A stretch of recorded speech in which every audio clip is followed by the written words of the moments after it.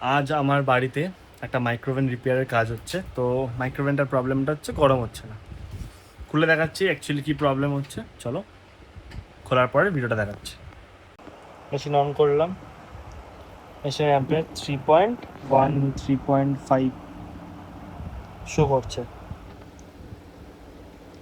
Machine কিন্তু গরম হচ্ছে না, মেশিনের ম্যাগনেটনের প্রবলেম আছে।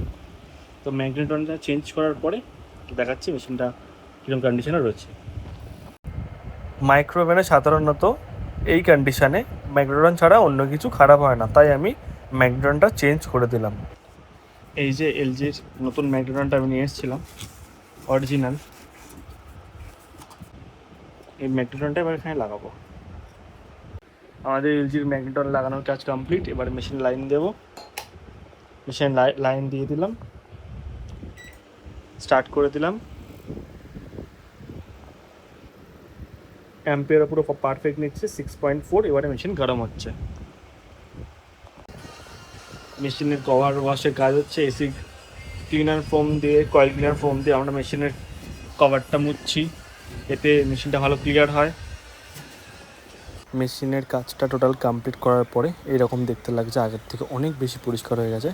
আজকের জন্য এটুকুনি। Thank you, tata.